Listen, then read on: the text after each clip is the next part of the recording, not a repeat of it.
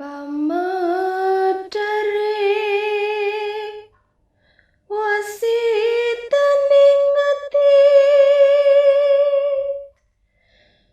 Jumadaka aniru pujangga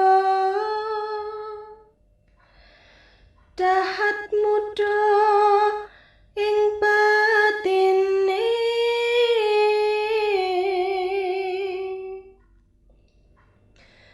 nanging kedah kinunggu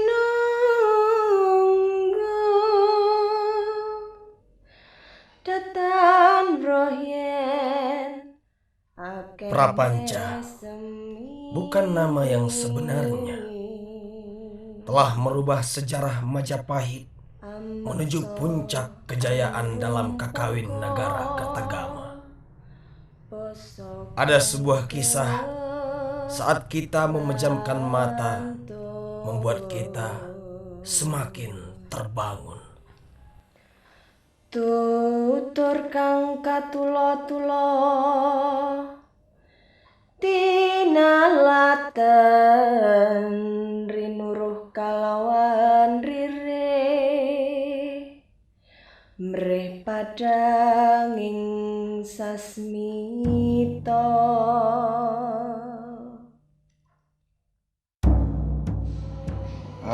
Negara Kertagama ditulis oleh Prapanca kan selesai tahun 1365, dan selain menceritakan perjalanan Hayam Wuruk ke desa-desa di wilayah Kerajaan Majapahit khususnya di Jawa Timur, memang juga menceritakan tentang kota Majapahit itu sendiri. Sebenarnya namanya artinya bukan Negara Kertagama ya, tapi Desa Warnana gitu. Nah, memang di dalamnya juga menceritakan tentang kota Majapahit gitu. Seperti yang saya sebutkan tadi, ada bangunan yang megah, tinggi, dikelilingi oleh tembok besar gitu, dari bata berwarna merah, bersabuk parit gitu.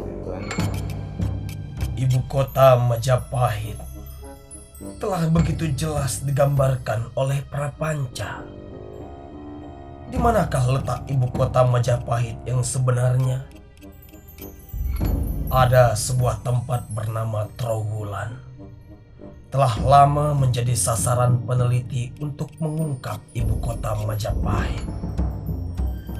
Apakah benar Trowulan sebagai pusat kerajaan? Jadi ya memang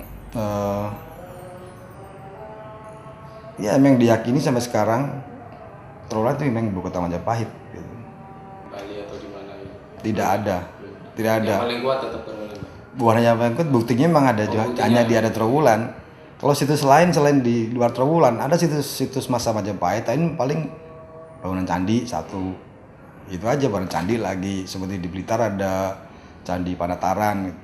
Hingga saat ini kita mencapai jumlah 88.647 koleksi yang sebagian besar berasal dari masa Majapahit di situs Trowulan. Trowulan merupakan sebuah kecamatan sekitar 15 km dari arah barat daya kota Mojokerto. Penduduknya mayoritas adalah pembuat batu bata merah dan perajin patung klasik dari batu. Sebagai wilayah yang tidak begitu ramai, Trowulan menyimpan sebuah misteri. Sebuah kota yang hilang pernah ada di Trowulan. Situs Trowulan itu sangat lengkap ya. Tidak seperti situs masa Majapahit yang di luar Trowulan. Kita bisa lihat di Trowulan tuh candinya ada, pintu gerbang juga ada, bangunan rumah juga ada, kumpak-kumpak yang sangat besar tersebar di mana-mana. Kanal kuno masih bisa kita saksikan, bekas waduk juga ada gitu. Yang paling menonjol antara lain juga bekas perkakas rumah tangga yang sangat padat dan sangat melimpah gitu. Komponen rumah juga kita temukan yang jarang atau bahkan mungkin tidak temui di situs-situs masa Majapahit di luar Trowulan. Seperti kita bisa lihat ada ubin ya, atau lantai yang sudah segi 6 seperti ubin zaman sekarang itu. Terus kemudian ada, kalau kita kenal pipa-pipa air ya dari Pralon, sekarang itu masa Majapahit sudah dikenal di Trowulan. Kita banyak temukan pipa-pipa dari tanah liat. Itu menunjukkan memang itu pembuktian yang sangat padat dan sudah maju pada saat itu.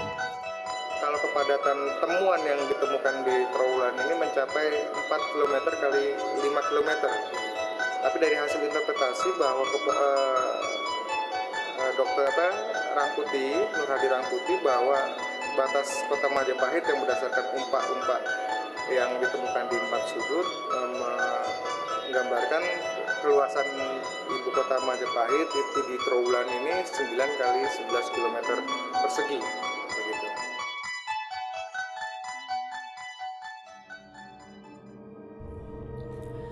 Seorang arsitek Belanda bernama Insinyur Meckelin Poon untuk pertama kalinya pada tahun 1924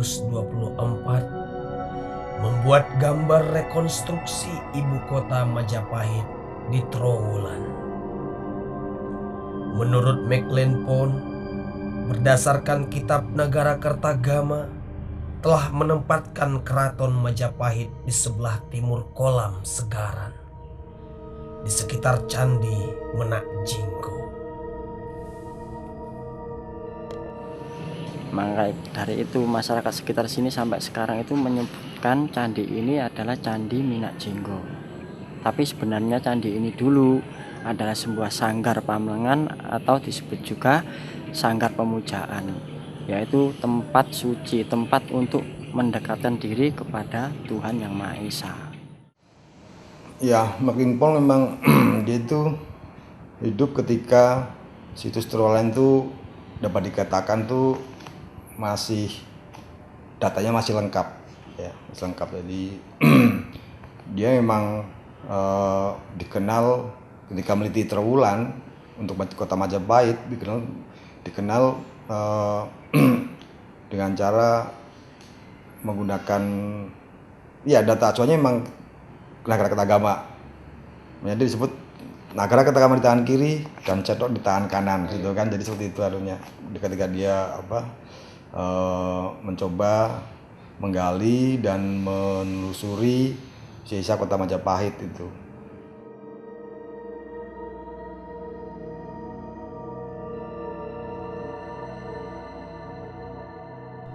Jika Meckelin Poon adalah orang pertama yang membuat gambar rekonstruksi ibu kota Majapahit, apakah dapat dibuktikan secara jelas mengenai letak keraton?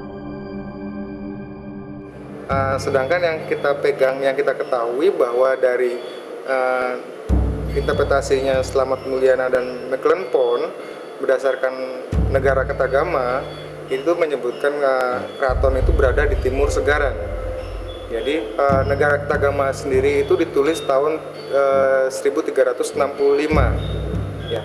Nah, sedangkan Majapahit kota Majapahit itu masih berlangsung setelah tahun 1365. Tentunya ada dinamika yang terjadi ya, yang kita tahu bahwa sebelum 1365 ketika naskah Nagara Kertagama itu ditulis, keraton kita pastikan ada di timur Segaran. Tapi setelah itu tentu ada perubahan perpindahan keraton atau perubahan tata letak kota yang memerlukan penelitian intensif, karena data setelah 1365 kita tidak temukan lagi begitu tentang kaitannya dengan tata letak kota. Sekali lagi bagaimana seorang arsitek dan dia mungkin berimajinasi dengan apa yang dia peroleh dari Nagara Kertagama, kemudian dia menggali di beberapa tempat, kemudian dia mencoba merekonstruksi di atas kertas menjadi sebuah gambaran kota yang bentuknya itu simetris ya, simetris utara selatan timur barat seperti itu. Tapi memang gambarnya sangat hipotetik karena dia hanya sebagian kecil menggali datanya itu, dan utamanya adalah ketika dia menempatkan keraton kota Majapahit itu di timur kolam Segaran yang menurut para peneliti berikutnya itu tidak sesuai.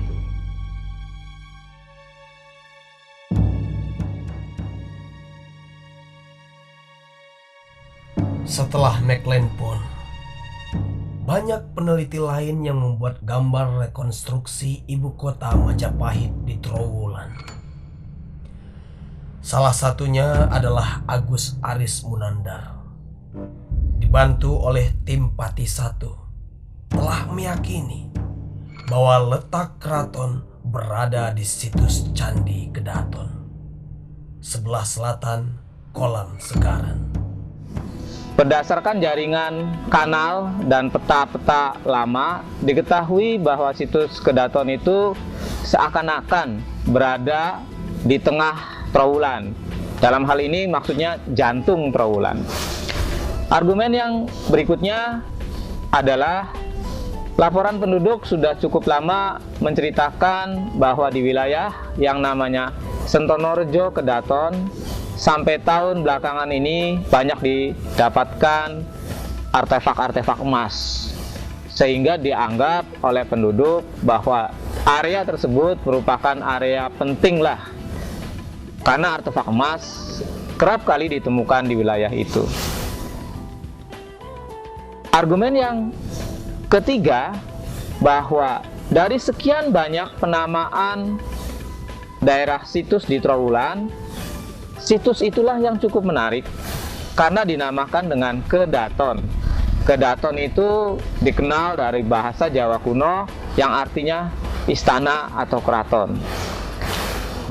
Argumen lain, cerita rakyat selalu mengatakan di Trowulan itu ada 2 bekas keraton.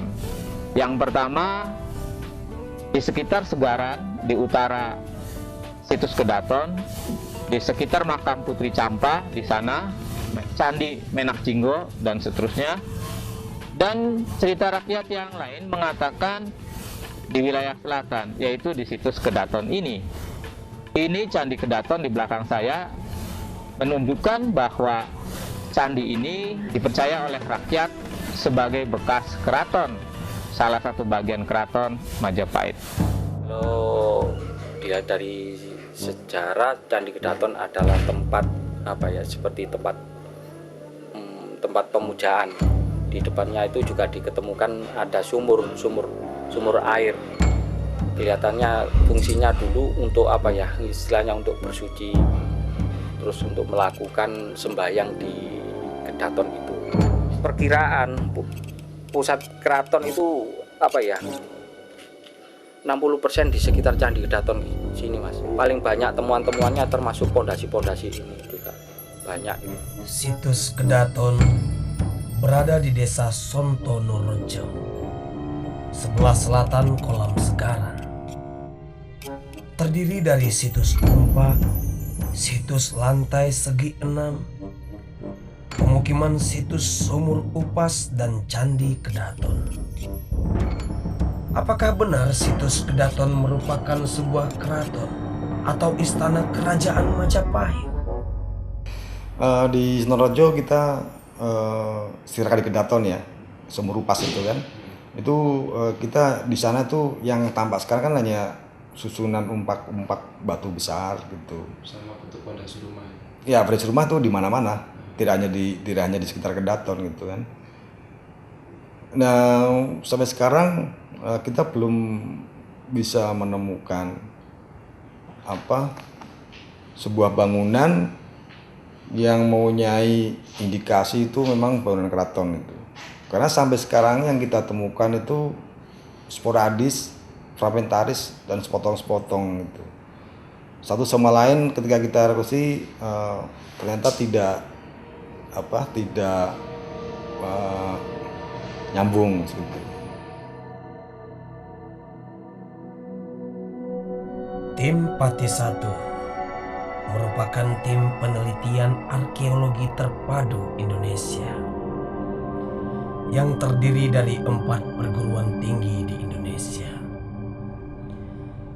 Pada tahun 2008 mencoba membuktikan keberadaan Keraton Majapahit di sekitar situs Kedaton. Di dalam informasi yang sebelum kita pelajari bahwa satu pemukiman itu kan dibatasi oleh tembok-tembok ya. Lalu di luar tembok itu dibatasi oleh kanal. Nah, yang di dalam ini kan juga kita menemukan beberapa batas. Antara lain yang kita temukan dari galian di sana tidak ditemukan, di sini juga ada, di sini juga ditemukan. Hanya beberapa ada bagian yang putus gitu. Tapi juga kita menemukan selain batas-batas itu ada struktur yang mungkin diperkirakan sebagai rumah atau bagian-bagian bangunan tertentu yang memang tidak utuh. Seperti kita lihat yang ada di sana, ada bagian-bagian fondasi yang masih terlihat, ada juga yang masih putus. Tapi itu menunjukkan bahwa sampai sekarang ini kita bisa menunjukkan bahwa ada di daerah ini tuh dulu pernah terdapat bangunan-bangunan yang kita sampai sekarang harus meneliti lebih lanjut apa itu bangunan yang ada sekarang. Tapi kalau kita kaitkan dengan Kedaton, Sumur Upas ya, daerah ini menunjukkan suatu daerah yang penting karena Kedaton sendiri toponim dari mungkin keraton gitu ya. Lalu ada Sumur Upas yang juga penting di dalam lingkungan ini. Di samping di sekitar ini juga ada lantai segi 6. Lantai segi 6 itu menunjukkan bukan rumah biasa pasti. Karena lantainya sendiri bukan terbuat dari bata yang biasa. Mungkin ini menunjukkan sebuah struktur sosial yang berbeda, mungkin yang lebih tinggi daripada yang lain. Dulu bahkan di daerah ini kan banyak orang yang ngendang, yang mencari emas.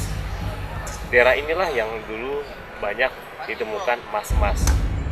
Nah, kemungkinan juga wilayah sekitar Sentono-Rejo ini juga dihuni oleh stratifikasi sosial yang cukup tinggi di daerah ini.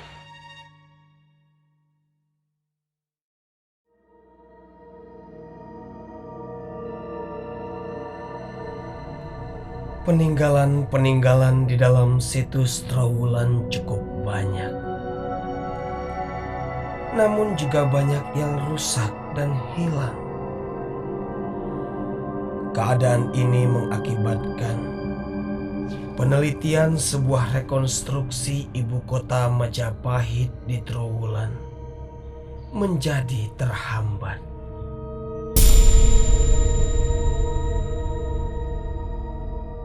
Penelitian arkeologi secara intensif tahun 80-an, tepatnya tahun 85 hingga 87, sebagian besar sudah tidak ditemukan lagi karena sudah katakanlah dirusak begitu, diambil batanya untuk dijual.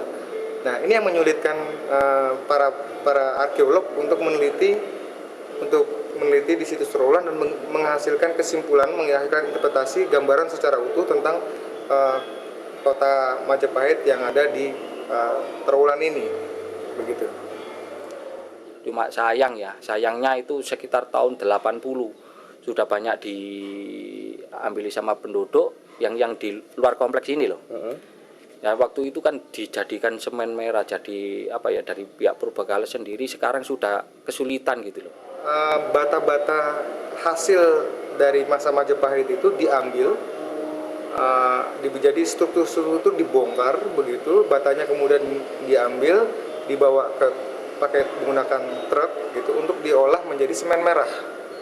Yang paling ekstrim adalah terjadi pada tahun 1960 ketika masyarakat di sini melakukan aktivitas apa yang disebut istilahnya endang, mencari emas di kawasan Trowulan ini, sehingga sebagian besar temuan-temuan yang ada di situs Trowulan yang berasal dari Majapahit itu diambil waktu itu. Sasmitaning ngaurip puniki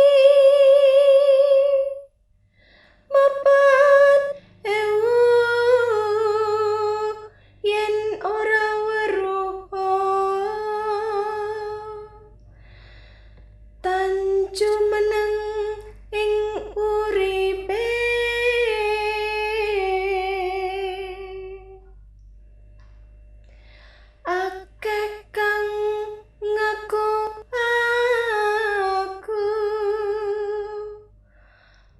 Perbedaan pendapat mengenai letak keraton Majapahit menimbulkan gambar rekonstruksi ibu kota Majapahit di Trowulan belum juga dapat dipastikan secara jelas.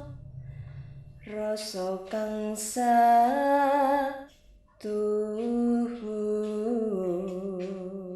Kalau rekonstruksi bentuk bangunan keratonnya belum ada. Belum ada. Dari dulu memang belum ada bentuk keratonnya seperti apa, hanya gambaran hipotesis yang diperoleh dari Martin Pond, Piso dan Samput Mulyana aja gitu. Untuk rekonstruksi ibu kotanya. Nah, untuk satu ibu kotanya Layout. untuk formasinya itu belum ada yang bisa menggambarkan misalnya di keratonnya, karena keratonnya belum bisa dipastikan di mana gitu. Karena sebuah formasi ibu kota kerajaan tentu sentrisnya dari keratonnya itu. Ada keraton, terus bisa ada alun-alun, terus pasar di mana, terus di mana. Nah, itu karena kereta belum ketemu, belum ada yang bisa menggambarkan formasi kota Majapahit. Secara bersamaan pemukiman penduduk juga terus bertambah. Ya, kemudian ada terjadi perubahan lingkungan yang dilakukan oleh masyarakat, terutama untuk dalam masyarakat mata pencarian pembuat bata.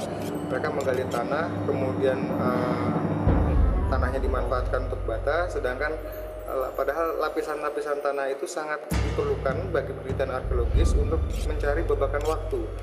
Ya, jadi kapan temuan itu berasal dari Majapahit awal, apakah Majapahit masa kemasan